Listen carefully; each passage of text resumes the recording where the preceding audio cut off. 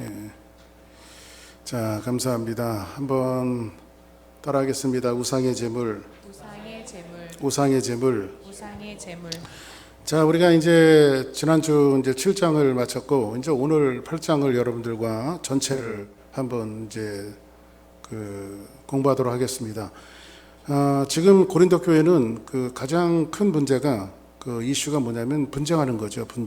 분쟁하다 보니까요, 싸우면요, 특히 이제 부부들이 싸우면은 부부 싸움하면은 그거 문제 갖고만 싸우면 되는데 옛날 그 골타분한 옛날 얘기를 듣으면서 그때 어땠는지 알아? 막 그러면서 저희는 저희 집사람하고 처음에 미국에 비행기를 타고 왔는데 저는 생각 없이 제가 창가에 앉았어요. 제가 미국에 오는데 제가 창가에 앉았는데 그리고 이제 우리 집사람이 이제 옆으로 앉았겠죠. 근데 지금까지 그 얘기를 해요. 그 세상에 여자를 안쪽으로 이렇게 밀어놓고 창가로 주고 내가 바깥에 앉아야지. 응? 무슨 싸울 때마다 그 얘기를 해요. 가끔 이렇게 이제 분쟁하다 보면 좀 그만 잊었으면 좋을 일들도 많은데 별 골타분한 일들이 다 나와서 이제 분쟁하게 돼요. 진짜 고린도 교회가 좀 그렇습니다. 고린도 교회가 이제 지도자들의 의지와 상관없이 나는 바울파다, 나는 아볼로파다, 나는 게바파다, 나는 예수님파다 이렇게 나눠지게 되어지니까 이제 교회에서 신앙생활하는 내용들을 이렇게 신앙생활하는 것이 맞다라고 이야기하는 그런 관점들을 가지고 여러 가지 주제들이 나오는데 7장부터 마지막 끝날 때까지에 있는 모든 그 말씀이 그러한 주제들을 가지고 지금 이 사람들이 분쟁하는 겁니다. 그런데 오늘은 이 말씀 속에서 뭐가 이 8장은 뭐가 주제냐면 바로 우상에게 바쳐졌던 제물입니다. 이런 겁니다, 여러분들. 우상에게 바쳐졌던 제물은 먹어야 되느냐, 먹지 말아야 되느냐. 한편은 먹어도 된다. 한편은 먹지 말아야 된다. 이거 갖고 지금 분쟁을 하고 있는 우상의 제물의 문제를 이야기해주고 있는데 이 이야기가 이제 어떻게 되어지냐면 오늘 이제 여러분들이 말씀의 관점을 좀 이해하실 때 조금 이런 생각을 하시고 이 성경을 보고 말씀을 들었으면 좋겠어요. 그 당시에는 이렇게 수상하게 많이 발전되어 있던 시대라 오늘 이제 8장에 와서는 사도 바울이 어떤 형식의 이야기를 전개를 해나가냐면 이런 겁니다.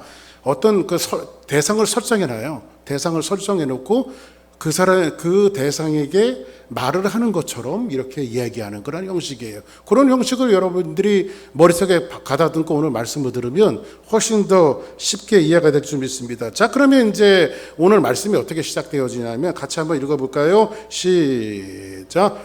우상의 제물에 대하여는 우리가 다 지식이 있는 줄 아나 지식은 교만하게 하며 사랑은 덕을 세우나니. 자, 지금 여기서 사도 바울이 8장에서 대두되어지는 문제는 우상의 제물인데 우상의 제물에 대하여는 우리가 다 지식이 있는 줄 아나. 그러면 우상의 제물을 먹어야 되냐 말아야 되느냐에 대한 것들은 지식이 있는 줄 아나. 성경에서 뭐라고 말하는 지식은 뭐하게 하며 교만하게 하며 사랑은 덕을 세운다라고 말합니다. 그러면 여기서 지식이라고 하는 것은 헬라어로 그노시스라고 하는 말을 썼어요. 그노시스. 그러면 이 지식에 대한 사도 바울의 견해가 달라요. 사도 바울이 알고 있는 이 그노시스라고 하는 이 지식이 다르고 고린도 교회가 알고 있는 이 지식이 달라요. 고린도 교회 성도들이 주장하고 있는 이 지식이 다릅니다. 이미 말씀드렸지만 고린도 교회가 특색이 몇 가지가 있었죠. 서론에 말씀드렸는데 고린도 지역은 돈이 많은 지역이라 항상 이게 경제적으로 부유했습니다. 그래서 그런 사람들이 전도되어서 교회에 들어오니까는 교회가 별로 어려움이 없었어요. 그리고 또 한 가지 특출난 게 뭐였죠? 그들은 지식인들이 많았어요. 그러니까 요즘 말로 이야기하면 먹물 깨나 먹었던 사람들이 교회에 들어오게 되어지면서 이 사람들은 고린도 교회 대부분의 사람들은 굉장히 지성인이라고 생각하고 사는 사람들이 많았고 지식인들이 굉장히 많았습니다. 그런데 이런 겁니다, 여러분들. 일부 예배 때도 잠깐 생각나서 그런 얘기를 했지만은 이 고린도 교회 한 가지 패단은 그런 거였어요. 뭐냐면 그들이 알고 있는 신앙의 지식과 신학적 지식이 이 지식을 알게 되어지면 그 사람들이 구원을 받을 수 있다 이렇게 생각을 했습니다. 우리가 이제 교회 교육이 굉장히 중요하고 여러분들도 이제 주일학교 학생들을 가리키고 이제 우리가 이제 뭐 저 이사를 가면 뭐 이제 유스 그룹도 이제 유스 청년 그룹도 이제 만들어야 될 필요성을 좀 갖고 있습니다. 그래서 이제 우리 아이들은 이제 교육을 시키잖아요. 지금 교육을 시키다 보면 우리는 그런 아이들한테 믿음은 들으면서 나니까 이런 교육을 시킵니다. 하나님은 세상을 만드셨어요. 그리고 사람을 만들어 놓으시고 하나님께서 보시기 굉장히 좋았는데 이 사람이 하나님을 배신했어요. 왜냐하면 죄를 지었어요. 그래서 죄의 삭은 사망인데 사람은 영원히 죽어서 지옥불에 떨어질 수밖에 없는 인생이 되어졌는데 우리를 불쌍히 여기시는 하나님께서 자기의 독생자 하나밖에 없는 독생자 예수 그리스도를 이 땅에 보내주셔서 그분을 십자가에 내다 보시고 그분을 제물로 삼아 주셔서 그분을 믿는 자는 예수님의 이름을 부르고 예수님의 보혈을 믿는 자는 구원을 받아요. 자, 그래서 우리의 구원은 이렇게 받는다라고 얼마든지 설명할 수 있죠. 그럼 봅시다. 이렇게 한번 물어볼게요. 이것은 복음을 위해서 우리들이 전해야 하는 이 복음의 내용은 참 맞습니다. 그러면 여러분들이 이 복음을 지식적으로 이해되어졌다고 해서 구원이 임한 걸까요? 말은 맞지만 신앙과 신학적인 내용은 말은 맞지만 이것이 지식으로 습득되어진 지식으로 얻어졌다고 해서 이것이 구원이 이루어진 것은 아닙니다. 또 한 극단에서는 이런 얘기를 합니다. 너 예수님 영접할 때 눈물 흘렸어? 나는 예수님 영접할 때 눈물 흘린 기억이 없어. 그러면 그거 믿음 가짜야, 그거. 자, 그러면 이런 질문을 할 수 있습니다. 예수님 믿을 때는 꼭 눈물을 흘려야 되나요? 또 그렇지는 않습니다. 그러면 양극단의 것들이 있는데 어떤 사람은 눈물을 흘리며 예수님을 영접하는 사람도 있을 것이고 어떤 사람은 이 지식적인 내용들이 내게 훅 들어올 때에 성령께서 맞다, 예수님을 믿어야 구원을 받아. 이 가슴 속에서 그것이 납득이 되어지고 이해가 되어지고 그래요, 맞습니다라고 내 스스로가 인정되어지는 부분이 있었을 거예요. 그 마음을 누가 주시냐면 성령님이 주시는 거예요, 그게요. 그래서 성경은 뭐라고 말하죠?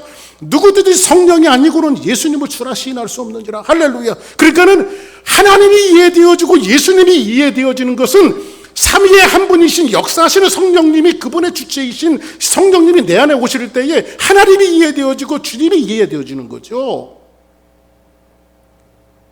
이것처럼 교육이 필요하지만 교육을 통해서 구원이 많은 것은 아니며 지식을 가졌다고 그것이 구원을 주는 것이 아니고 눈물을 흘렸다고 구원을 주는 것은 아니지만은 이 구원은 믿음의 어떤 그 메시지를 통해서 우리 안에 역사하시는 성령으로 말미암아 우리가 예수님을 영접하게 되어졌다는 거죠.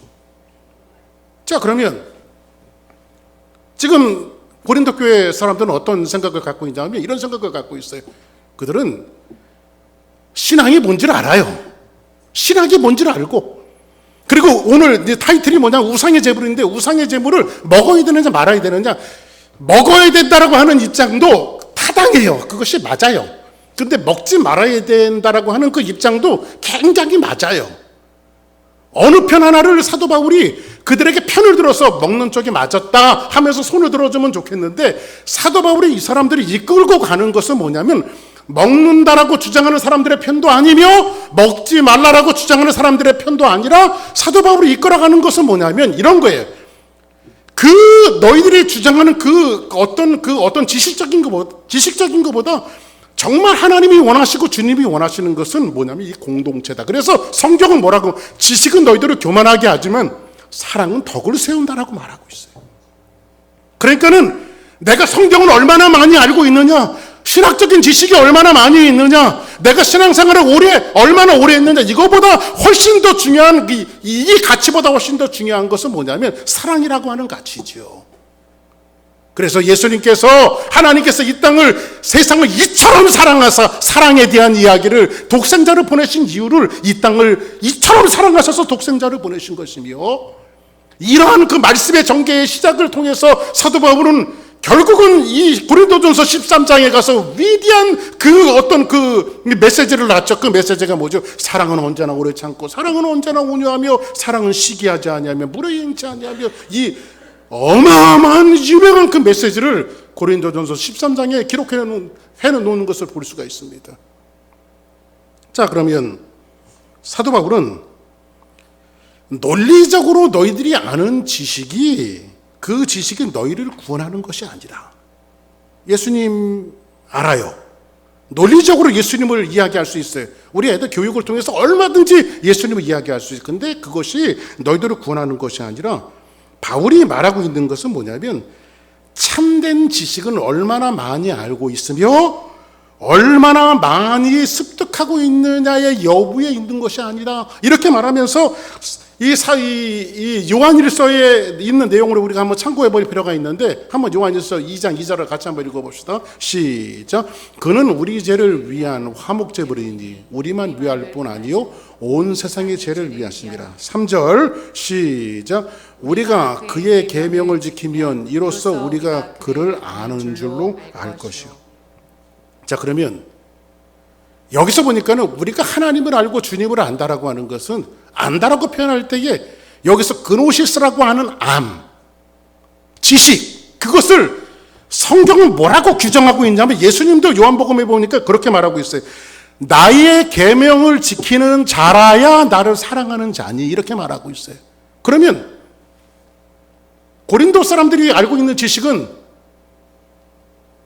어떤 신학과 신앙적인 그들이 알고 있는 지식이에요. 근데 사도 바울도 그렇고 사도 요한도 그렇고 예수님도 그렇고 뭐라고 이 그노시스라고 하는 지식을 뭐라고 설명하고 있냐면 너희들이 논리적으로 체계적으로 알고 있는 그것이 지식이 아니라 예수님을 사랑하는 것이 진짜 지식이고 사랑으로 덕을 세우는 것이 진짜 지식이고 예수님의 계명을 지키는 그 자리까지 나가는 것이 진짜 지식이다.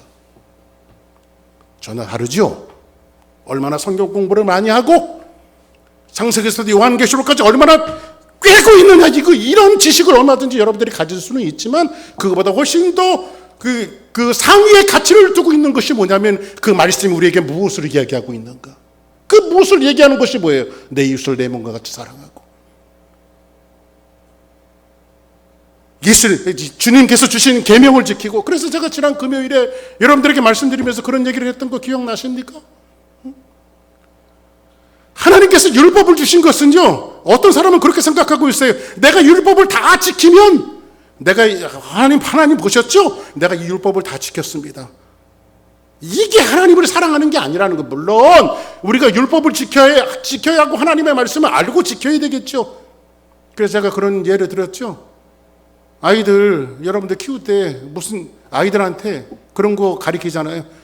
너희들 적어도 학교 갔다 왔으면 손 닦고 발 씻고 숙제부터 해놓고 방 깨끗이 치우고 그리고 나가 놀아라.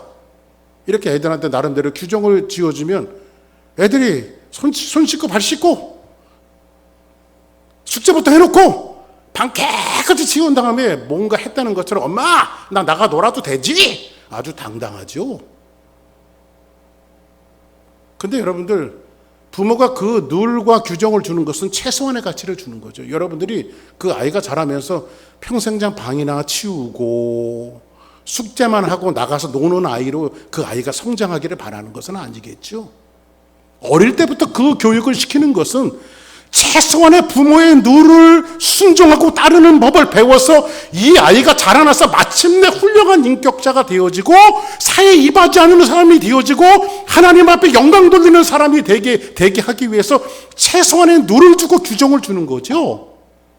그러면 하나님께서 우리에게 계명을 주시는 것은 뭐냐면 최소한의 룰을 주시는 거예요.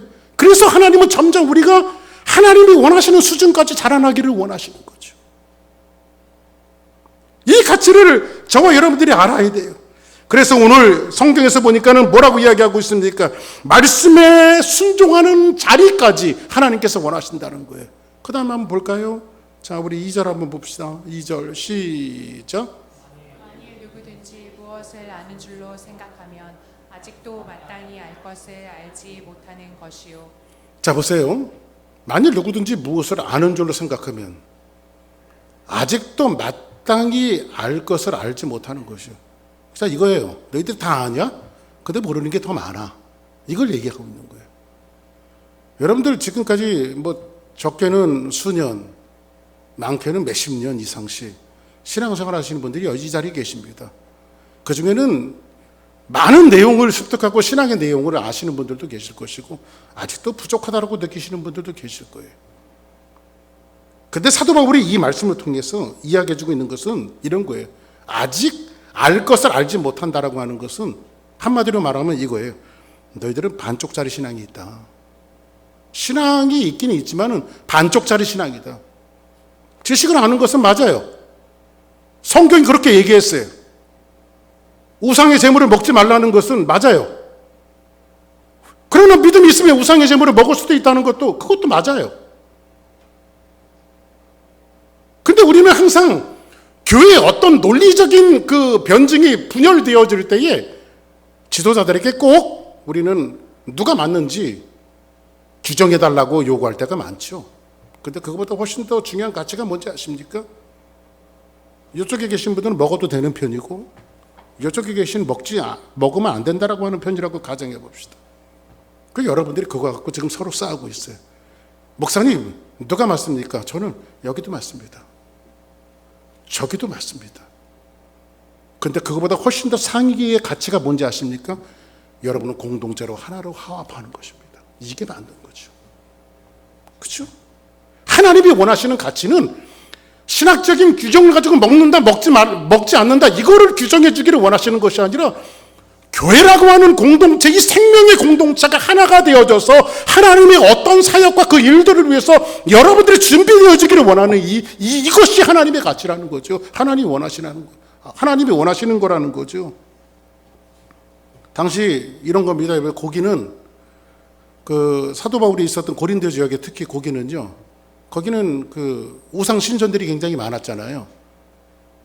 고기가 유통되어지는 것은요. 우상 신전에게 바쳐졌던 고기가 이제 시중으로 내려와서 그 당시 노마 시대 때는 요한계시록을 공부할 때 여러분들이 좀 생각나실지 모르겠지만은 그 당시에는 길드라고 하는 상인 조합이 있었어요. 길드. 이 길드라고 하는 상인 조합에 들지 못하면요 유통 자체를 상업적인 활동 자체를 하지 못하는 거예요.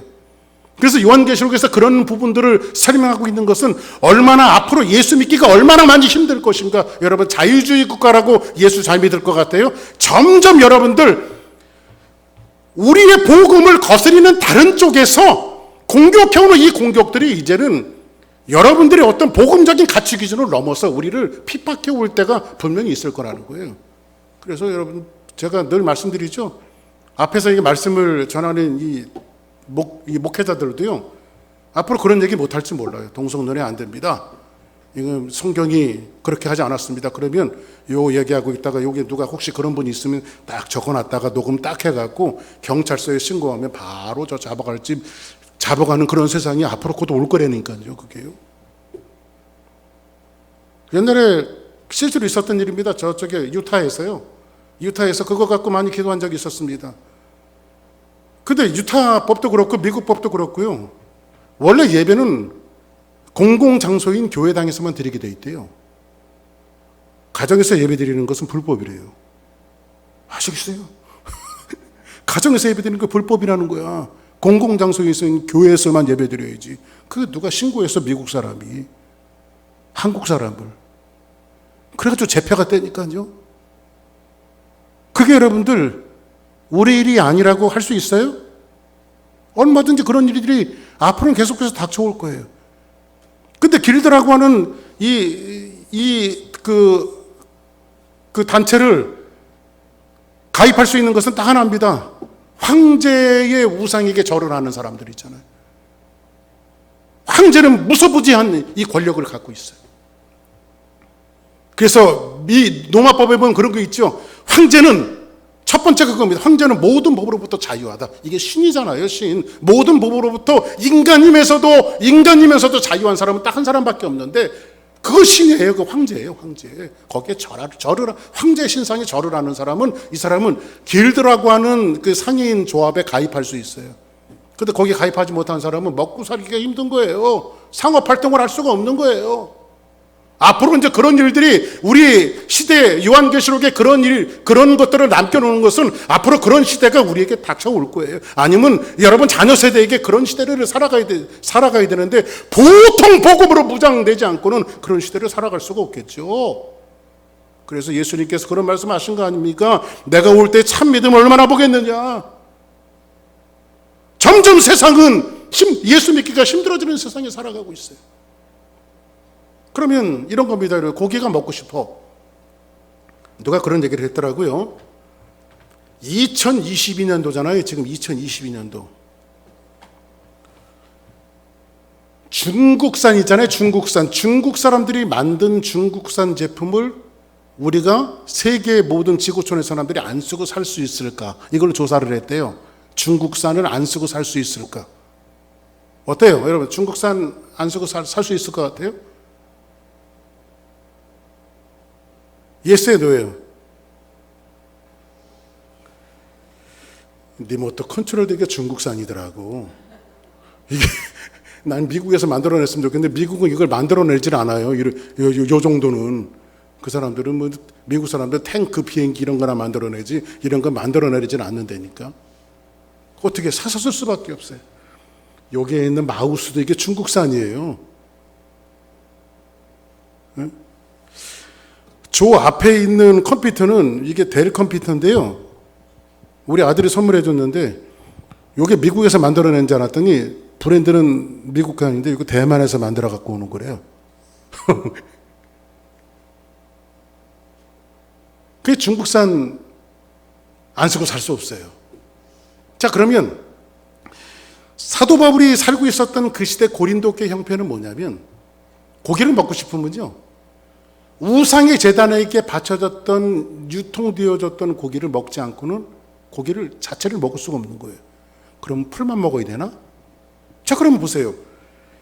그냥 한편은 이런 거예요. 이런 겁니다. 야, 우상이 나쁜 것이지. 우상을 숭배하는 것이 나쁜 것이지. 우상 자체는 존재할 수 없다. 여러분들 한번 보세요. 우리 믿는 사람에게 우상이 존재해요, 안 존재해요? 우상 자체가 존재하지 않아요. 그냥 그 사람들이 만들어낸 것이지. 그죠? 우상이 어디 있어요? 귀신은 있지만은 다 그런 어떤 장난 속에서 사람들이 이 두려움을 극복하기 위해서 사람들 스스로가 다 만들어낸 것이지 우상이 어디 있어요? 신은 하나님 한 분밖에 없어요. 그죠? 그러니까 우상을 그렇게 이 헛된 신을 믿는 사람들이 잘못된 것이지 이 헛된 신 없는 존재들에게 재물을 드려서 그것이 유통되어진다고 뭐 재물은 다 하나님께서 만드신 건데 뭐 문제가 되느냐 먹어도 된다. 맞아요, 틀려요? 맞아요, 틀려요? 맞잖아요. 먹는 게 무슨 죄가 있어요? 여러분들 우상에게 바쳤던 재물도 누가 다 만드신 거예요? 하나님이 만드신 거잖아요. 저희는 어릴 때부터 신앙생활을 했기 때문에 저희 큰댁은 신앙생활을 하지 않고 저희 큰아버지가 웬만한 중보다 연보를 더 잘 외우실 정도로 아주 땡땡입니다. 불교 땡땡이. 우리 증조 할아버지가 절을 지어서 바친 분이니까. 그런데 이제 뭐 추석 같은 때 이럴 때 보면 차례 지내러 가잖아요. 큰 집에 다 모이잖아요. 그러면 다 이렇게 해갖고 녹그릇을 놓고요. 숟가락으로 땡땡 치면 절해요, 그게. 그 숟가락을 치는 게 신호야. 이게 녹그릇에다가 치면.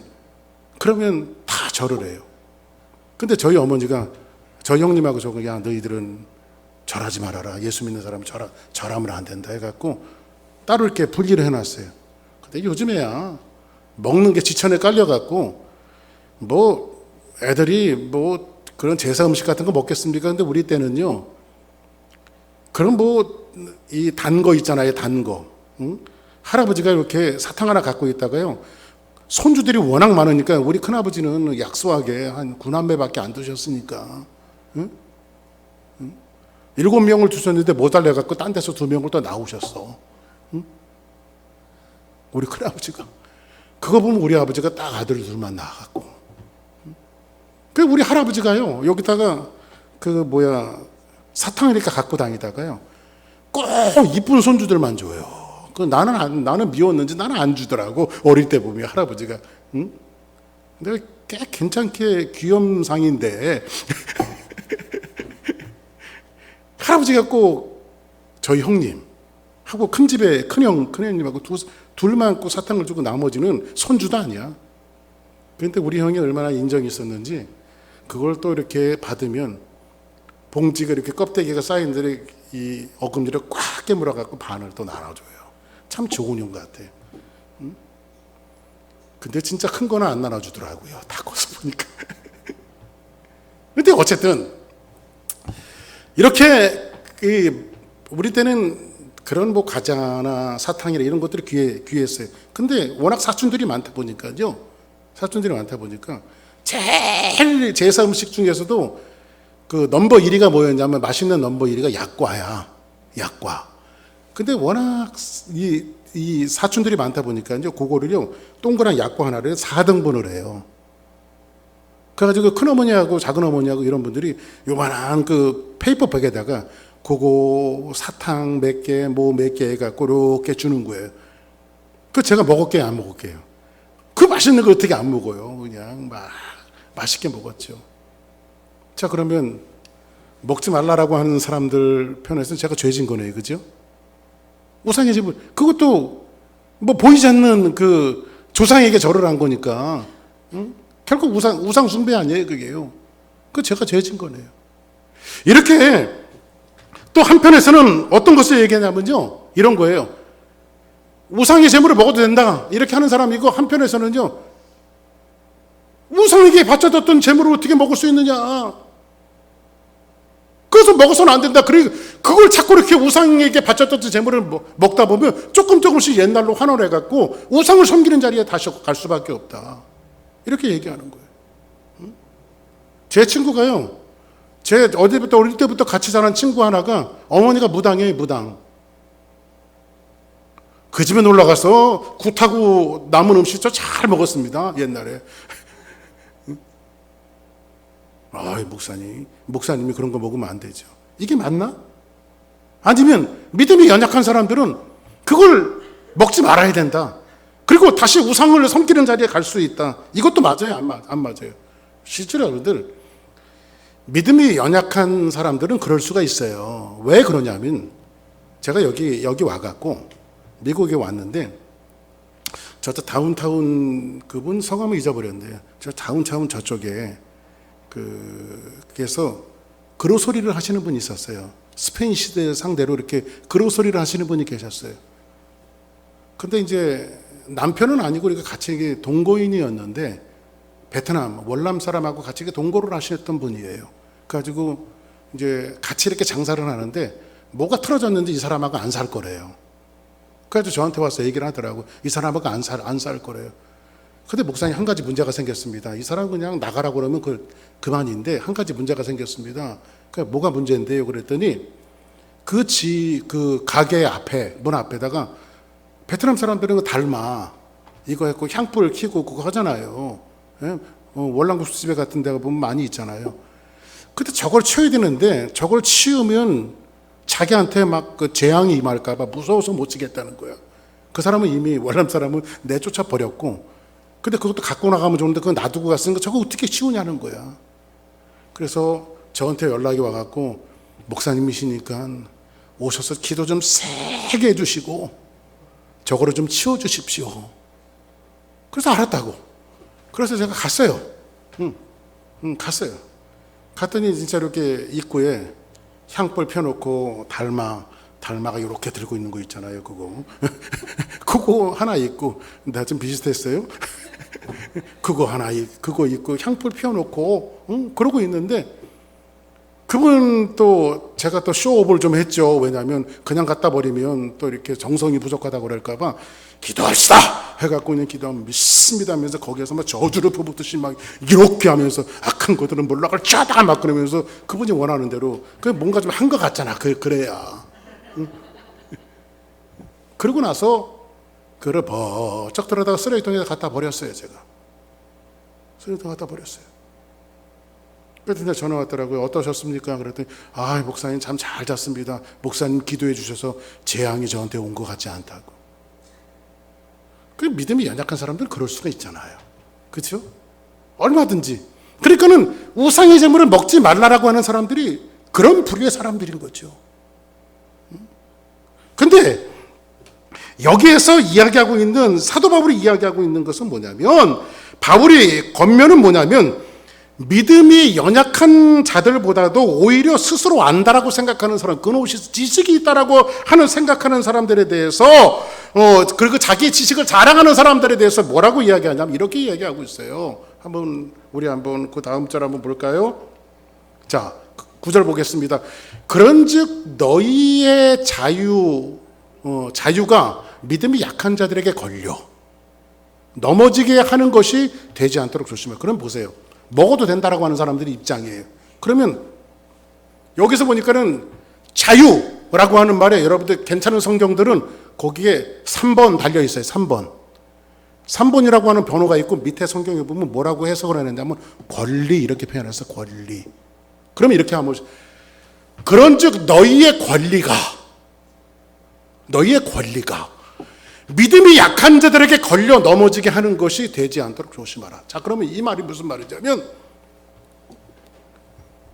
먹는 거는 죄가 없어요. 아무리 우상 할아버지한테 드렸다 할지라도 뭐 먹는 것 자체는요 상관없어요. 하나님이 만드신 거기 때문에. 아무리 푸닥거리하고 우상에게 받았던 제물이라도 먹을 권리가 있어요, 없어요? 먹을 권리 있습니다. 그거 먹는다고 죄 짓는 거 아니에요. 얼마든지 먹을 수 있어요. 제사밥 자셔도 되고요.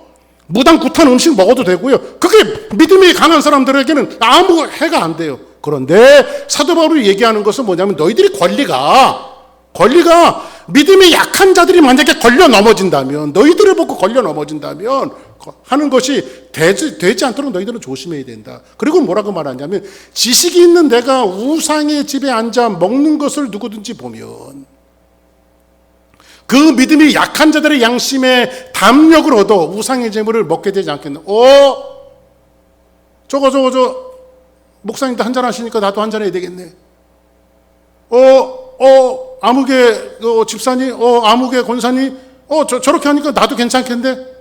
자, 그러니까 우상의 재물을 먹는 것은 상관은 없지만은 그것을 함으로 믿음이 연약한 자들이 그것에 본을 보여갖고 그쪽으로 빠지게 되어서 그게 죄가 된다는 거예요. 죄가. 그리고 뭐라고 말합니까? 11절 같이 한번 보겠습니다. 시작. 그러면 내 지식으로 그 믿음이 약한 자가 멸망하나니 그는 그리스도께서 위하여 죽으신 형제라. 자, 보세요. 이 얘기가 무슨 얘기냐면 여러분들은 먹을 수가 있어요, 충분히. 그런데 만약에 여러분들이 그 고기를 먹는 것 때문에 믿음이 연약한 사람이 실족한다면 고기 먹는 것은 죄가 아니지만 실족하게 한 것은 죄라는 거예요. 그러니까 이 말은 무슨 말이냐면 여러분들이 얼마든지 할 수 있는 권리가 있어요. 여러분들의 믿음 속에는 신앙생활을 오래 하다 보면요 얼마든지 할 수 있는 권리가 있어요. 그런데 여러분들이 항상 염두에 둘 것은 뭐냐면 우리가 지금 교회 이전을 앞두고 있는데 우리가 먼저 해야 될 것이 있어요. 뭐냐면 여러분들이 준비되어지는 것이 굉장히 중요해요. 먼저 있었던 우리들이 뭘 준비해야 되냐면요, 앞으로 올 사람에 대해서 우리가 최소한의 에티켓은 우리가 가지고 있고 우리가 준비되어져야 돼요. 왜냐하면 올 사람들이 먼저 있었던 여러분들 때문에 실족하게 되어지면 여러분들이 하는 것은 죄가 아니지만 실족하게 하는 것은 죄가 될 수 있기 때문에. 이게 무슨 말씀인지 이해되세요? 이해되시죠? 왜 그럴까요? 그 사람이 실족했어요. 저는 고기를 먹을 수가 있어요. 근데 내가 고기 먹는 모습을 보고 어떤 사람이 실족하게 되어지면 나는 고기 먹는 것은 죄가 아니지만 그 사람이 실족하게 한 것은 죄라는 거예요. 왜? 그 형제를 위해서 예수님이 돌아가셨기 때문에. 그 얘기를 사도 바울이 지금 하고 있는 거예요. 목사님 이건 죄가 아니잖아요. 맞습니다. 여러분 죄 짓는 거 아니에요. 근데 죄가 아닌 그 권리 때문에 한 사람이 실족되어진다면 그 권리를 걷어들여야 되죠. 그 권리를 절제해야 되죠. 이게 먼저 믿는 사람들이 믿음의 담력을 얻고 가지고 있는 사람들이 지켜야 될 그런 모습이라는 거예요. 이런 측면에서 제일 중요한 자리가 뭐냐면 사역자들이고 교회 직분자들이에요. 먼저 사역자들이 먼저 이 본을 보여야 하고, 교회의 직분을 받은 사람들이 먼저 이렇게 본을 보일 때에 교회는 탄탄한 공동체가 되어줄 수 있는 거예요. 그러면 나는 믿음이 있는데 괜찮아요. 난 죄 짓는 거 아닌데. 이렇게 되어진다면 결국은 한 영혼이 실족하게 되어진다면 그 자체가 죄가 된다는 거예요. 그리고 나서 12절 한번 볼까요? 시작. 이같이 너희가 형제에게 죄를 지어 그 약한 양심을 상하게 하는 것이 곧 그리스도에게 죄를 짓는 것이니라. 이같이 너희가 형제에게 죄를 지어 그의 약한 양심을 상하게 하는 것이. 그러니까 믿음이 연약한 사람들은 상처받을 수 있어요, 없어요? 어떤 우리 우스갯소리가 있죠. 선생님은 애들한테 우상이었는데 막 애가 학교 가다가 펑펑 울더니 왜 우냐 그랬더니 선생님이 화장실에 다녀왔어. 선생님은 화장실도 안 다니시는 분으로 생각했는데 그 선생님이 잘못한 거야. 애들이 볼 때 가지 말고 멀리 갔다 왔어야 되는데. 비단죄죠. 그 약한 양심을 상하게 하는 것이 곧 그리스도에게 죄를 짓는 것입니다. 그래서 사도 바울은 이런 결심을 합니다. 어떤 결심을 하냐면 13절 한번 볼까요? 시작. 그러므로 만일 음식이 내 형제를 실족하게 한다면 나는 영원히 고기를 먹지 아니하여 내 형제를 실족하지 않게 하리라. 이거예요. 사도 바울은 우상 아니라 우상의 할아버지한테 바쳐졌던 재물은 나는 먹을 권리가 있어요. 근데 내가 그 고기를 먹는 것 때문에 내 형제가 실족한다면 내 입에 영원히 고기를 대지 않겠다. 이게 먼저 믿음이 있고 앞서가는 사람들의 모습이어야 하는 거예요. 아멘? 이런 모습을 가져야 하는 거예요. 내게 있는 권리, 이 권리를 주장하는 사람들은 대부분 여러분들 이런 믿음과 담력과 권리를 주장하는 사람들은 제가 지난 금요일에 그런 말씀을 드렸잖아요. 열심히 신앙생활하고 열심히 예배 시간마다 나오고 열심히 헌신하는 사람들이 시험에 걸려 넘어질 확률이 많을까요? 가끔씩 교회 나오고 그냥 교회 적을고 다니는 사람이 시험 들어서 걸려 넘어질 확률이 많을까요? 어떤 사람이 더 많을 것 같아요? 열심히 나오는 사람들이에요. 왜 그런지 아십니까? 가끔씩 나오시는 분들은 항상 죄송해요. 그런 분들이 있어요. 저한테 목사님 죄송해요. 이런 분들은 한 번씩 나오면요 그냥 아멘 아멘 하면서 이놈이 죽일 놈입니다 하면서 그냥 아멘 하면서 받아들여요. 근데 이런 권리 있죠 여러분들. 새벽 기도하고 금요 기도하는데 이제 예배 찬양하고 있을 때 자꾸 두리번 거리다가 누구와 눈이 마주쳤어. 아무개 목사님 안 나왔네. 아무개 집사님 안 나왔네. 왜 안 나오지? 이거 누가 해요? 이거 누가 해요? 많이 다니던 사람이, 이거 오늘 지금 얘기하는 게 그런 거예요. 그러니까 여러분들 먼저 믿고 먼저 하나님을 섬긴다라고 하는 것이 그렇게 중요한 거예요. 그래서 사도 바울은 로마서에 이런 얘기를 해요. 뭐라고 얘기하냐면 믿음이 연약한 자를 너희가 봤대 그의 의견을 뭐하지 말아라? 비판하지 말아라. 그래서 2절에 보니 어떤 사람은 모든 것을 먹을 만한 믿음이 있고 믿음이 연약한 자는 채소만 먹느니라. 먹는 자는 먹지 않는 자를 없이 여기지 말고 먹지 않는 자는 먹는 자를 비판하지 말라. 이는 하나님이 그를 받으셨습니다. 남의 하인을 비판하는 너는 누구냐? 그가 서 있는 것이나 넘어지는 것이 자기 주인에게 있음에 그가 세움을 받으리니 이는 그를 세우시는 건데 누구에게 있어요? 주께 있으니라. 어떤 사람이 이 날을 전날보다 낮게 여기고 어떤 사람은 모든 날을 같게 여기나니 각기 자기의 마음에 확정할지니라 이렇게 말합니다. 있는 권리를 가지고 내가 먹을 수 있는 권리를 가지고 남을 판단하는 자리가 아니죠. 내가 많은 지식을 갖고 있고 오래 믿었다라고 하는 것은 이 사람들을 너 이거 하면 안 돼. 신앙생활하면서 교회에서는 이렇게 하면 안 돼. 저렇게 하면 안 돼. 이렇게 정죄하는 자리가 아니라 판단하는 자리가 아니라는 거죠. 하나님께서 원하시는 것은 뭐죠? 사랑은 모든 허물을 덮느니라. 할렐루야. 이것이 8장에서 이야기하는, 그러니까 여러분들이 알고 있는 신앙적인 지식은 교회의 덕을 세우는 것이지, 교회의 덕을 세우지 않는다면 그 지식 자체가 죄가 될 수 있다는 거예요. 그런데 이 사랑의 덕을, 한 가지 중요한 메시지를 던지는데, 이 사랑의 덕을 나 혼자 존재하기 위해서 살아가는 것이 아니라 누구를 위해서 살아가는 거예요? 공동체, 교회 공동체를 위해서. 우리는 항상 잊지 말아야 될 것은 교회 공동체로서 존재한다는 거. 여러분들 한 사람 한 사람, 이 한 사람 개인적인 인디비저를 위해서 존재하는 것이 아니라 교회는 생명의 유기체예요. 생명의 유기체. 하나로 다 연결되어져 있어요. 사도 바울은 뭐라고 말하죠? 다시 한번 볼까요? 시작. 그러므로 만일 음식이 내 형제를 실족하게 한다면 나는 영원히 고기를 먹지 아니하여 내 형제를 실족하지 않게 하리라. 아멘. 여러분들, 저희는 이제 저희 교회가 시작할 때 미국 교회에서 10년 있었잖아요. 저는 가까이에서 미국 물론 그분들이 뭐 신앙이 낫다 안 낫다 이런 걸 따지는 게 아니라 미국 분들이 신앙생활하는 것을 옆에서 10년 동안 지켜봤어요. 근데 제가 나름대로 진단한 게 한국 교인들하고 미국 교인들하고 조금 차이점이 있더라고요. 그 차이점은 뭐냐면, 개인적인 인디비저는요, 한국 교인들이 아주 굉장히 뛰어나요. 개인적인 신앙. 근데 공동체를 생각하는 것은, 그 사람들은 인디비저, 개인적인 것을 생각하는 것이 아니라 뭔가 행동을 할 때 항상 공동체를 생각하더라고요. 그게 좀 다른 점 같아요. 매우 다른 점이었어요. 그래서 한국 사람들은 기도할 때 내 아내, 내 남편, 내 자녀 이런 문제에서 벗어나지 못하죠. 교회 공동체가 존재한다는 것을 깨닫지 못한 결과죠. 교회가 마치 이런 사람들이 있어요. 한국 교회의 병폐가 뭐냐면, 이게 맞아요. 교회는 사역하는 데가 맞아요. 근데 사역을 위해서 존재하는 것은 교회가 아닙니다.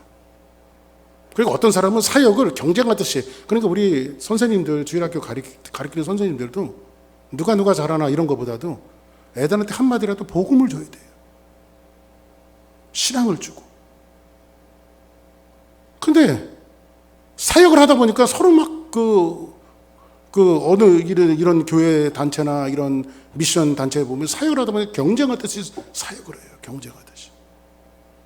오늘 여기에서 보니까는 먹느냐 안 먹느냐보다도 위대한 가치가 뭐예요? 덕을 세우는 거죠. 그게 더 상위의 개념이죠. 근데 먹는다 안 먹는다, 성경적인 지식이, 성경이 뭐라고 얘기한다, 이거 갖고 사람들이 서로를 비판하고. 그래서 여러분들 교회 공동체가 제일 중요한 게 뭔지 아세요? 사역하는 것도 중요하지만 한 유기체로서 저 형제가 어떤 고민을 갖고 있으며 저 자매가 어떤 아픔을 갖고 있는지.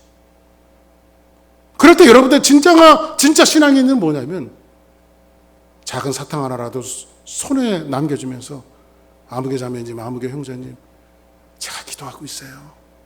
아마 좋은 일이 올 거예요. 하나님께서 그냥 놔두시겠어요. 이럴 때 막 힘을 얻는 거죠. 이럴 때 막 힘을 얻는 거죠. 이제 말씀을 정리하겠습니다. 교회는 몸입니다. 한 가족이에요. 일로서 끝나면 안 됩니다. 교회 공동체에게 맡기신 사역도 중요하지만 교회의 본질은 서로 덕을 세우고 서로 사랑하고, 이거를 고린도전서 끝나는 내내 이제 8장부터 계속해서 사도 바울은 이 부분을 계속해서 강조할 거예요. 얼마나 사명을 잘 감당했느냐 이거보다도 더 중요한 것은 그 사명을 붙들고 씨름하면서 우리들이 교회 공동체 안에서 배워야 될 것은 뭐냐면, 이런 씨름 속에서 사랑하는 법을 배우고, 서로 감내하는 법을 배우고, 서로 참아주는 법을 배우고, 이런 법을 훈련하는 이 현장이 어디냐? 바로 교회 공동체라는 거예요. 내가 저 인간이 있기 때문에 다른 교회로 가야지, 이게 아니고, 왜 교회에 주사랑교회라고 하는 유기체 여러분들을 불러주셨냐면, 그거 참고 견뎌내라고 하나님께서 우리를 불러주신 거란 말이에요. 그래 교회에서 그걸 배우는 거예요. 누가 싫어지는 사람이 있으면 그거 참는 법을 배우고 그거 부둥켜 안고 기도하다 보면 그 사람의 문제가 해결되어지는 것이 아니라 내가 신앙이 단단해져 있다니까. 아주 단단해져 있다니까. 그게요. 그 자리 피한다고 여러분들 좀 저속한 표현으로 누가 그러더라고요. 똥차 피에다가 쓰레기차 피하다가 똥차에 치워 죽는다고.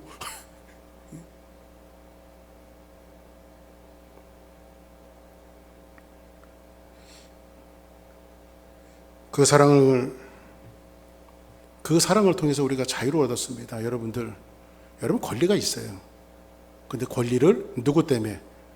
앞으로 이제 주사랑교회를 우리 교회 성전의 이전을 앞두고 앞으로 주사랑교회로 자기 발을 통해서 걸어오는 사람들이 있을 거예요. 여러분의 몫은 어떤 몫인지 아십니까? 권리가 있지만 그 권리를 절제할 때, 그 권리가 절제되어질 때 교회는 성장할 수 있어요. 근데 내 권리라고 주장한다면 교회 내일은 없습니다. 이것이 오늘 사도 바울이 우리에게 남겨주고 있는 메시지예요. 왜 그럴까요? 교회는 뜨거운 인간애가 아니라 예수 그리스도의 죽음으로 묶어질 때 교회는 한 가족이 되어지는 거예요. 제가 월남전을 참여했던 군인들 몇 분하고 대화할 때가 있었습니다. 근데 그분은 진짜 전선에 나가서 목사님 그런 거 경험해 보셨습니까? 군대 다녀오셨죠? 예, 군대 다녀왔습니다. 목사님 총알이요 머리로 휙 하고 지나가는데 몸이 호싹호싹하더라는 거예요.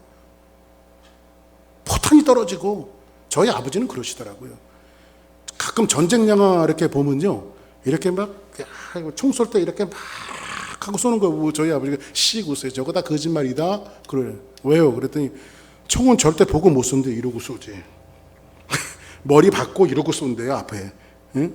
왜냐면 무서우니까. 저희 아버지도 6.25 참전용사잖아요. 무서우니까. 근데 월남전 참여했던 분들이 그런 얘기 하더라고요. 포탄이 쏘아대고 총알이 막 지나갈 때에 목사님 제일 생각나는 사람이 누군지 아십니까? 그랬더니 누군데요? 그때는 엄마 아버지도 생각 안 나고요, 형제 자매도 생각 안 나고요, 가족들도 생각 안 나고요. 내 전우라는 거예요. 내 전우. 우리 함께 같이 살아가야 되는데, 우리 같이 함께 살아서 돌아가야 되는데, 저 사람 죽으면 안 되는데 이 전우밖에 생각이 안 난대요.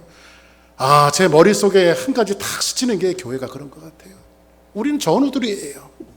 응? 세상에 나가서 싸우는 그 전우들이에요.